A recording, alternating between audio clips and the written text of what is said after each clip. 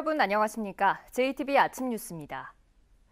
봄의 네 번째 절기인 춘분이지만 오늘 절정의 꽃샘 추위 속에 종일 눈이나 비가 내리겠습니다. 현재 무주와 진안, 장수에 대설특보가 내려진 가운데 아침까지 쌓인 눈의 양은 장수 5.5, 무주 5, 전주는 1.7cm입니다.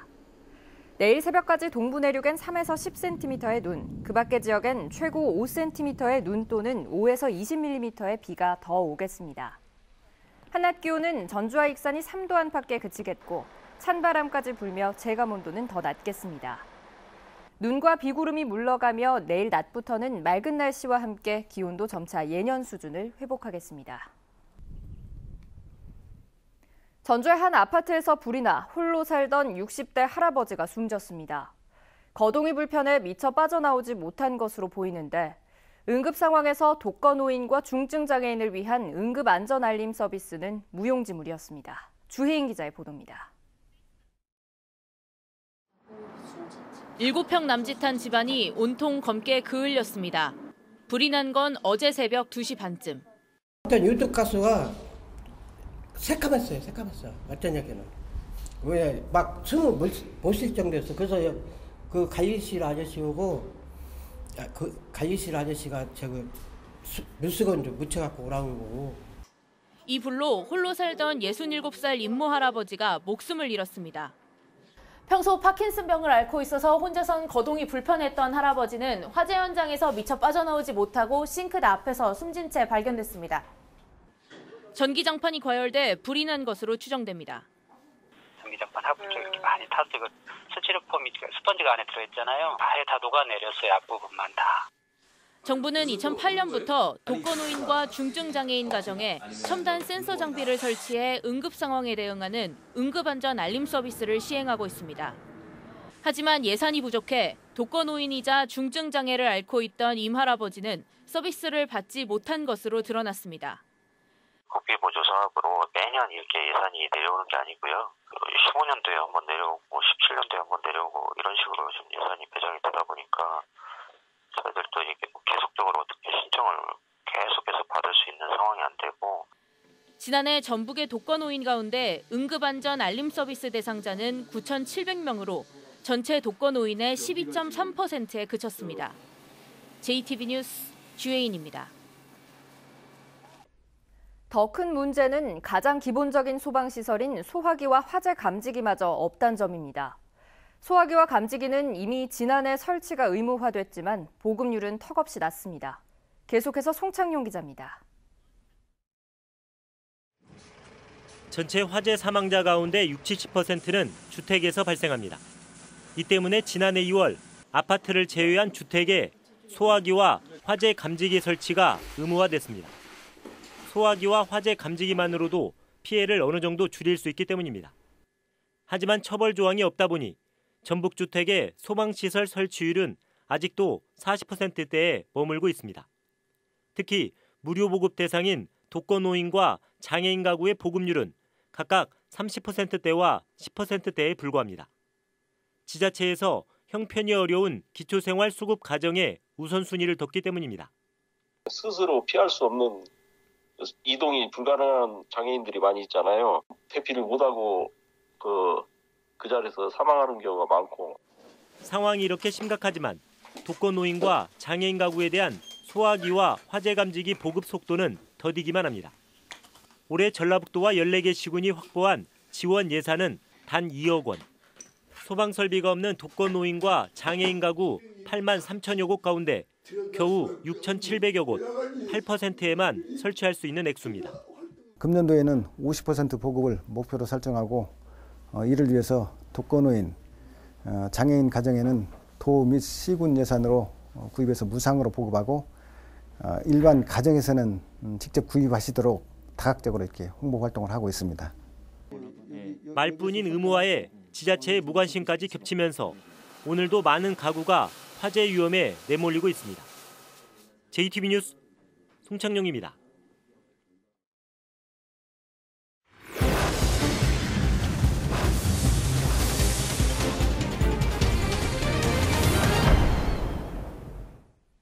노인들을 노인을 돌봐야 할 요양병원 직원이 힘없는 노인을 무차별 폭행했습니다. 뼈 곳곳이 부러질 정도로 폭행은 심각했습니다. 오정현 기자가 취재했습니다. 87의 노인이 여기저기 멍지고 피부가 깊이 파였습니다. 얼굴 한쪽도 크게 부어올랐습니다.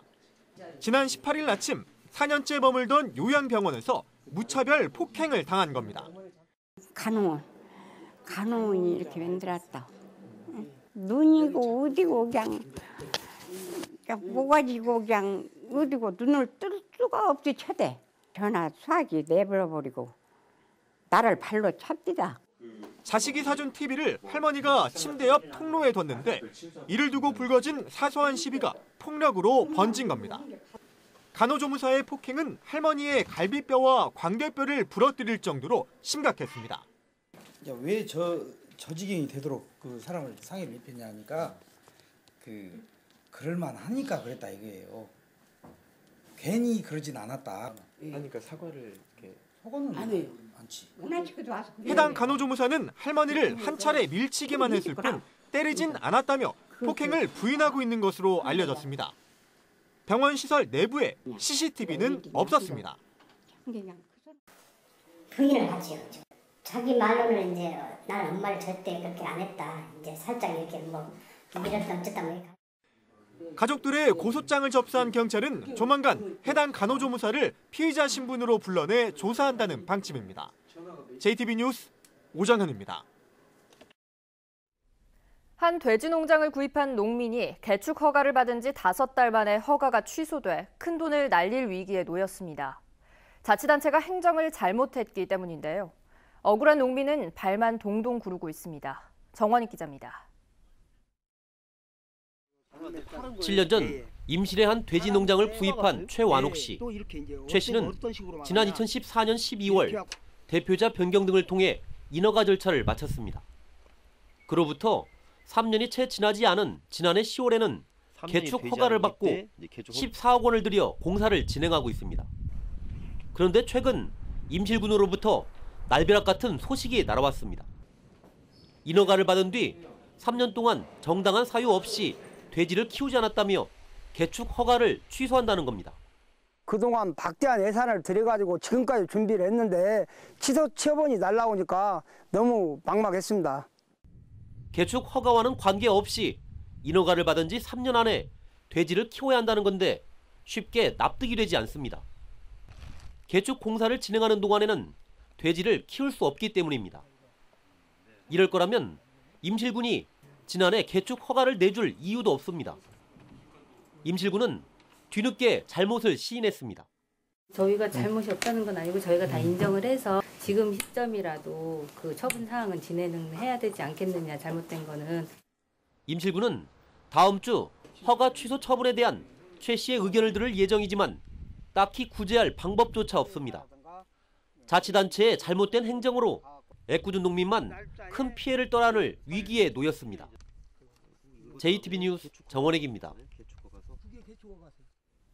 지난 가위박물관의 가위 구입과 위수탁 과정 등에 숱한 문제가 있다는 점 집중적으로 보도해드린 바 있죠. 지난 군민들이 청구한 감사 요구를 전라북도가 받아들여 감사를 실시하기로 했습니다. 권대성 기자입니다.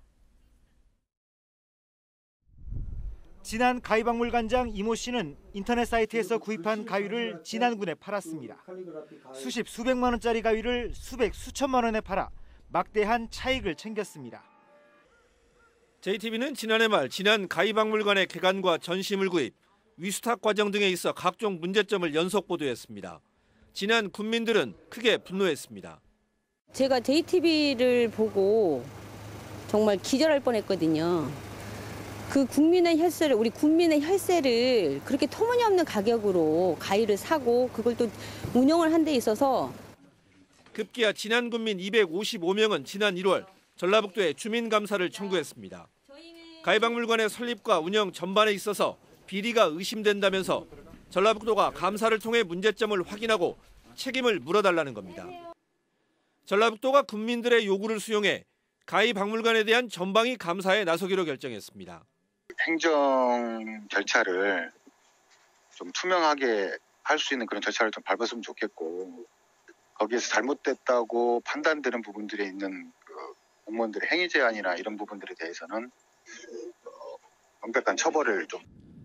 전라북도는 곧바로 감사를 시작한다는 계획으로 감사는 원칙적으로 60일 안에 끝내야 합니다. JTB 뉴스 권대성입니다.